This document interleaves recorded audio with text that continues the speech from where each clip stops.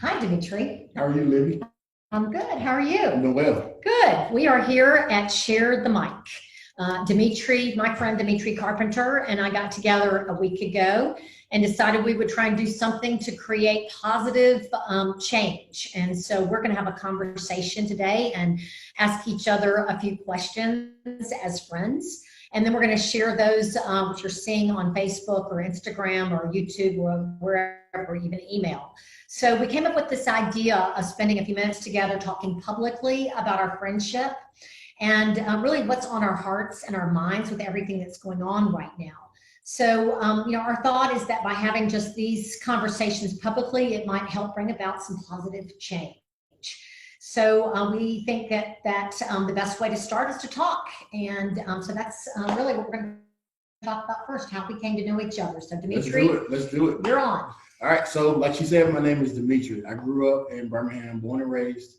I am 28 years old. I met Libby about 4 years ago. We attended Church of the Highlands together, and we both served in the Woodlawn community.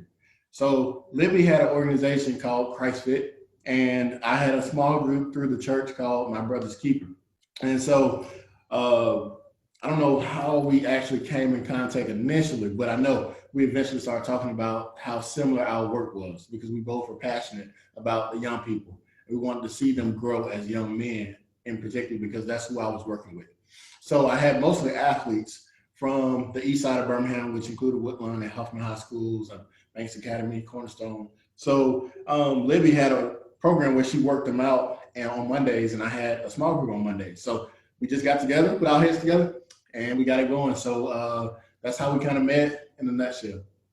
And I remember Demitri, this young guy, full of energy with a great smile and a big personality. And so I was helping lead this fitness ministry called Christ Fit. And that was really the hook to get kids to come to experience working out in a gym, with great equipment and a safe place. And so we were we bumped into each other at church. He would be bringing these teenage boys to church, worshiping on the front row with all of his body, his heart, his soul. It was awesome.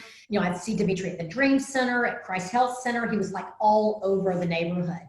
So his energy was infectious, and I think we both had energy in common. Absolutely, wouldn't you say? Yeah. And the relationships he had with these teenage boys who were the kids that we were trying to recruit to Christ Fit. So we got to know each other through seeing each other in those places. And really, we were trying to share the love of God by serving kids. And that's a good thing. That's something that we also had in common. And then Demitri, as he said, brought those kids to Christ Fit, and we started working out together and sharing the word, sharing prayer, sharing love. And it was really positive. And what I would also say is that some days it was heartbreaking, because of some of the experiences these kids were having. So, we really tried to mentor kids as well. That was our goal. And a lot of those kids have grown up. They graduated from high school and they've moved on. And but our relationship is still there. That's right. That's right. So with that, I'm going to ask some questions. Actually, I'm going to ask Demitri the first question, and it's kind of a tough one. Okay. Explain how interracial marriage may improve or obstruct the movement of Black Lives Matter, please. That's a very good question, and I think it's a very sensitive question. So thank you for asking it, because I think it's important that we ask these questions and we actually ask them, especially as a Black race, because white people do have questions that we need to answer as well. And I think that's a good one. So I think interracial couples who are married, it helps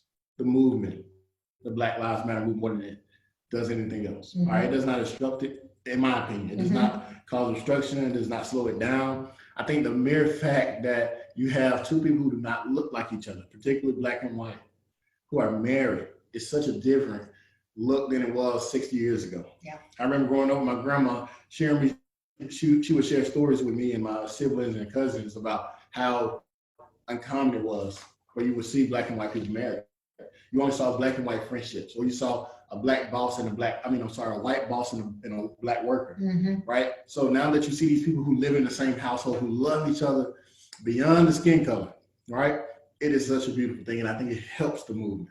It pushes the needle further, where you see now people who are in the movement are not just friends, they're married, and they don't look like each other. And they're working towards what the goal should be, that we unify, we come together beyond just church members and coworkers, right? Those relationships have begun to be stale to me. I know most millennials can tell you, we are pursuing real relationships, right? Because the way they used to do it, we're not doing it that way anymore. Mm-hmm. So I think it helps. It improves it a lot. It definitely does not hurt or obstruct it in any way. Okay, good. Well, you get to ask me a question. Absolutely. So now it's my turn to ask Olivia a question. And my first question is a question that I'm pretty sure people have heard before, but you don't hear it a lot. What is it like to be white in America? So lately, it's become far clearer to me that that it's a privilege that most people of color just don't have. And it's also hard to attain that privilege if you are a person of color.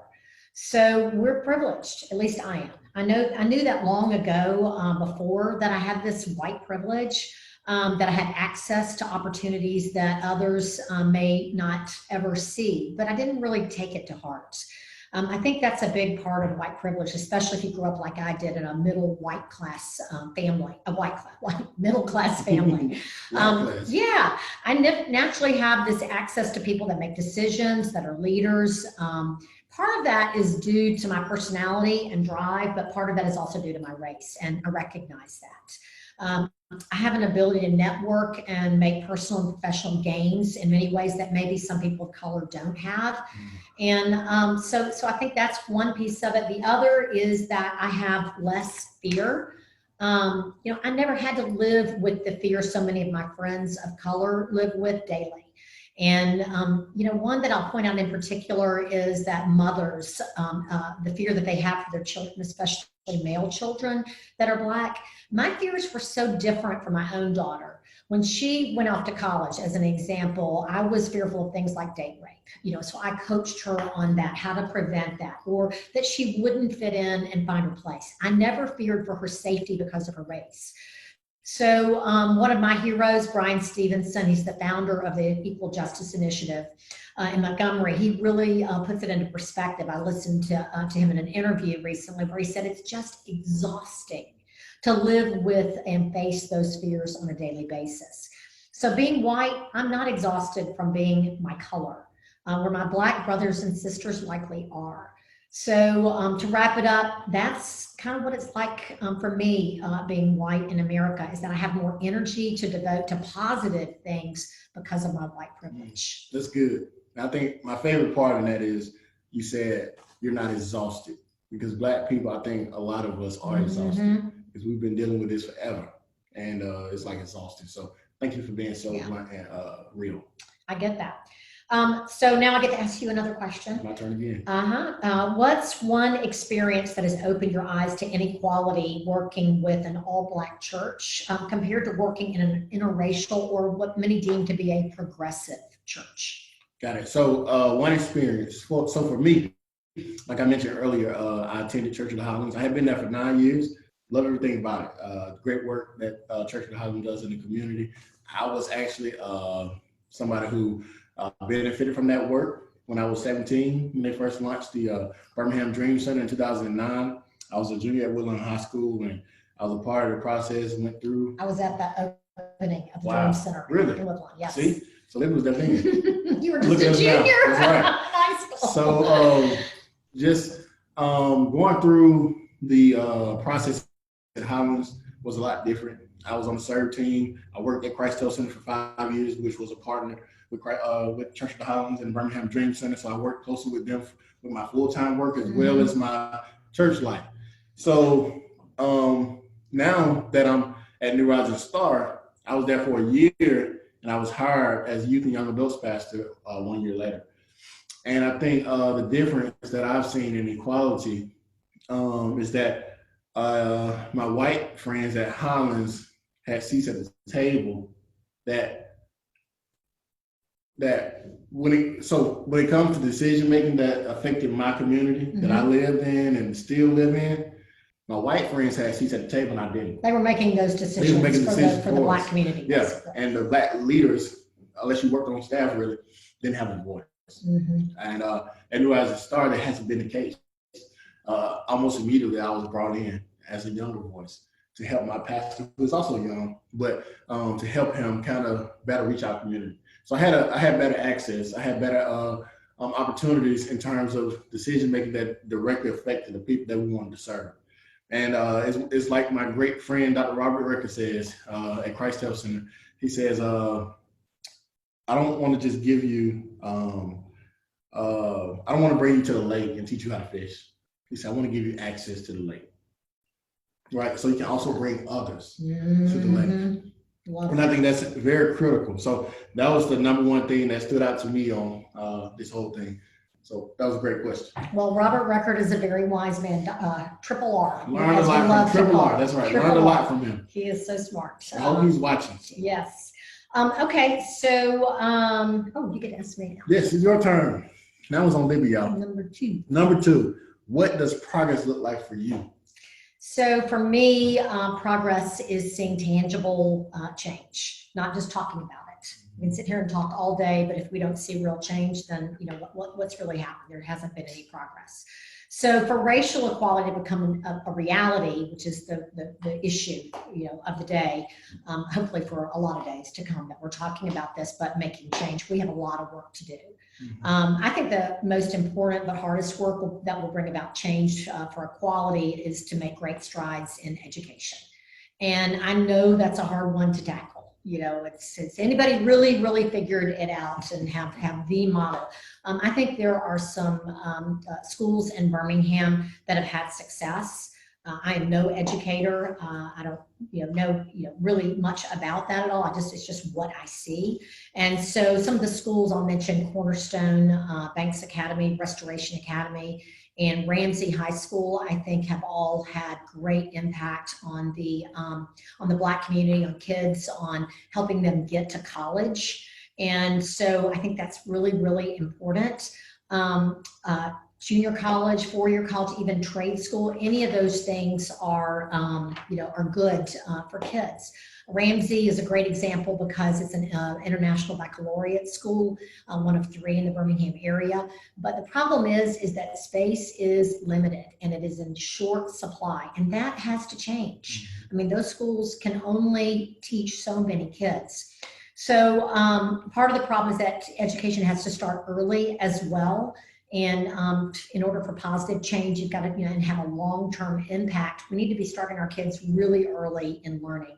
So there is a model. There's a school called the Harlem Children's Zone, HCZ, and their 2 fundamental principles are to help kids in their early lives, as early as possible, create a critical mass of adults around them who understand what it takes to help children succeed. So HCZ has this one program that I think is especially interesting called the Baby College. And it's a series of workshops for parents of kids ages 0 to 3. And it's important that we not only train the kids, but we train the parents as to how to be better parents. And I think that's missing in our world. HCZ has $150 million endowment. It's really famous. The founder, Jeffrey Canada, has been on Oprah. There's been a movie. I mean, it's just like incredible. Waiting for Superman. If you want to Google that, it's amazing. But the reason they have such big dollars is because they have a great model that has worked. It has truly worked. And we don't have that today in Birmingham that takes kids 0 and parents all the way really from birth through college and on to career. We have a lot of different programs, all day pre-kindergarten or health clinics like Christ Health Center and all these things, youth violence prevention efforts, but there's no one central source that does it all. So I look at if we could pool all of our resources towards education and put them into one place. If there were a way to do that, I think we could affect some real positive change. Wow, that was heavy. That's good. That is very good. All right, so I get to ask you question number 3, last question of the day for Demitri. What do you believe is the biggest issue? Oh, I take that back. Rewind. What is the most practical thing white people can do to affect change for equality right now? The most practical thing a white person can do to affect change for equality right now. I think it's not one thing. think it's really some things that you can do. And number one is relational. I think it all starts in a relationship. So I know for me, I felt so good when friends like you and all of my white friends who reached out to me and said, "Hey, I'm praying for you. I'm thinking about you." Simple as that, right? Because I knew immediately I had real friends. Like I got real white friends, and I know a lot of my friends who are black who didn't have that. They were just like, I haven't heard from any of my white friends. And silence to a lot of people means you don't care. It don't always mean you're on the side of the wrong.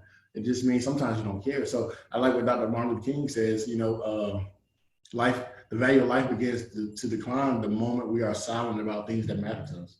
So there's this great hashtag silent no more that I use a lot in my posts. So that's just like silent no more. We cannot be silent. We have to speak up for our friends, right? You see somebody hurting, you want to help them. And that's what's happening. A lot of black people are hurting right now. So I think for white people in this moment, it's important to be vulnerable, right? Be uncomfortable. Put yourself out there. Let your friends know I'm here for you.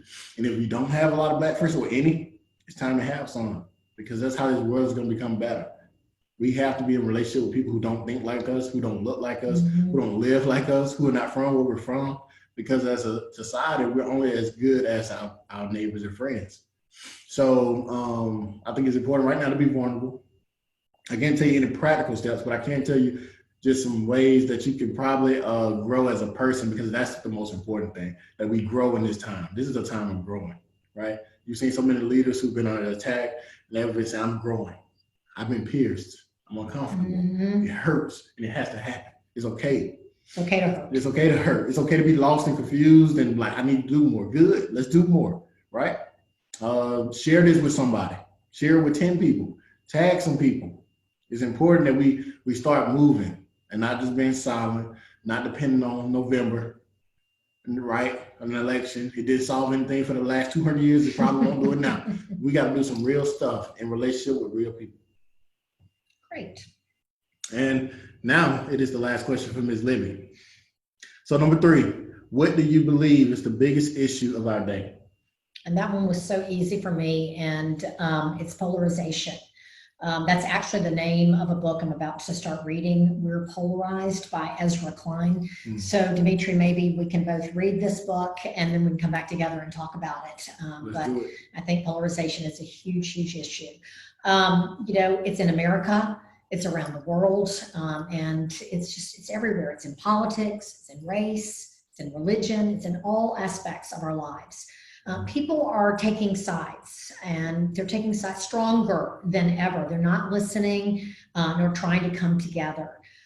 It's hard to make progress if we can't figure out how to work together, how to listen, and how to have empathy at the end of the day for each other, for different races, for what things people go through.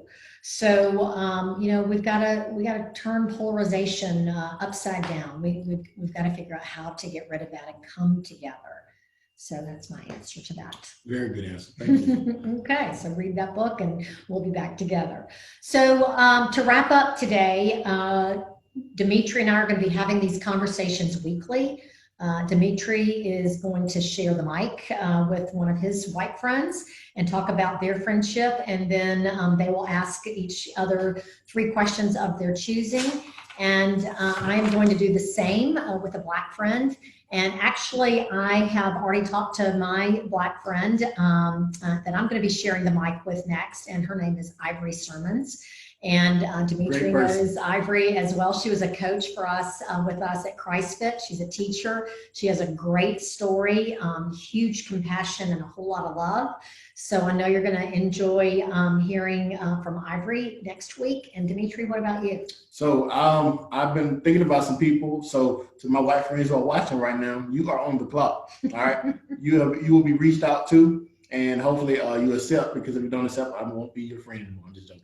But listen, I'm going to invite you all onto the show, and like Libby said, we're going to have real conversations. I'm going to ask you some questions. You're going to get to ask me some, because we got to move this needle, y'all. There's too much happening, and it's important that we have these discussions for people to see. So if you're watching, I hope you enjoyed it, but please share it. Share. All right? Tag some people. Share. That's right. We want to get this message out. And if you want to be on, maybe we can get you on. You know, Yeah. Zoom technology, we can do anything we want. That's right. So listen, thank y'all so much for watching. Libby, thank you for doing this. Thank you. As my white friend, it matters to me when I see my white friends doing things that affect me and people like me. So thank God for Libby. I love her dearly. And I'm appreciative to be in this space with her. Thank God. Love you, Demitri.